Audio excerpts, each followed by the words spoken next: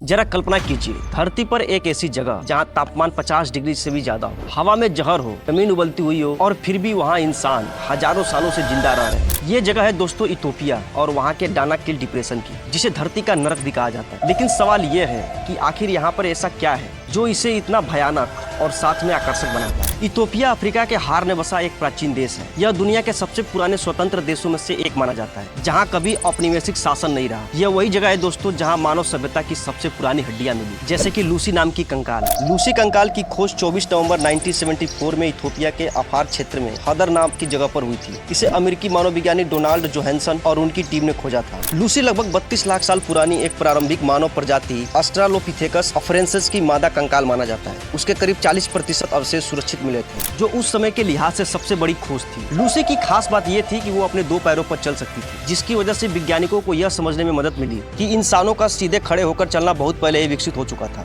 यह खोज मानव विकास के इतिहास में एक क्रांतिकारी मोड़ साबित हुई और इसी वजह से लूसी को आज भी सबसे महत्वपूर्ण प्राचीन मानव अवशेष में गिना जाता है। यानी इंसानी इतिहास की जड़ें भी यहीं कहीं दबी हैं। लेकिन इन सबसे अलग एक जगह है डानाकिल डिप्रेशन, जिसे अफार ट्रायंगल कहा जाता है। धरती की सबसे गर्म और सबसे निचली जगहों में से एक है। यह समुद्र तल से भी नीचे स्थित है और यहाँ वातावरण किसी दूसरे ग्रह जैसा लगता है। चारों तरफ पीले, हरे और नारंगी रंग की जमीन, जहरीली गैसें, उबलते हुए कुंड और लावे का बहता हुआ दरिया, जहाँ रंग बिरंगे हॉट स्प्रिंग और एसिड तालाब है। ये रंग इतने खूबसूरत है कि पहली नजर में लग सकता है जैसे किसी चित्रकार ने कैनवास पर रंग बिखेर दिए हों। लेकिन हकीकत यह है कि ये रंग बेहद जहरीले रसायनों के कारण है और एक छोटी सी भी गलती जान ले सकती है। डानाकिल डिप्रेशन में मुख्य रूप से अफार जनजाति रहती है, जिसे दुनिया की सबसे सहनशील और कठोर जनजातियों में से एक माना जाता है। ये लोग भीषण गर्मी और खतरनाक वातावरण में भी पीढ़ियों से जीवन बिता रहे हैं। अफार लोग ज्यादातर नमक के खदानों में काम करते हैं। ऊँटों के जरिए नमक की पट्टियां काटकर दूर दराज के बाजारों तक ले जाते हैं। इनके पास आधुनिक सुविधाएं बहुत ही कम है, लेकिन फिर भी ये लोग अपने परंपराओं, साहस और मेहनत से इस धरती के नरक में भी जिंदगी को संभव बना रहे हैं। अब सवाल ये है, क्या ये जगह इंसानों के लायक है? तो शायद नहीं, लेकिन फिर भी यहाँ जीवन पलता है। शायद यही धरती का सबसे बड़ा सबक। परिस्थितियाँ कितना भी कठिन क्यों ना हो, जीवन रास्ता खोज ही लेता है। डानाकिल डिप्रेशन हमें डराता भी है और सिखाता भी है कि प्रकृति के सामने इंसान बहुत ही छोटा है, लेकिन हिम्मत और जज्बे के सामने कुछ भी असंभव नहीं।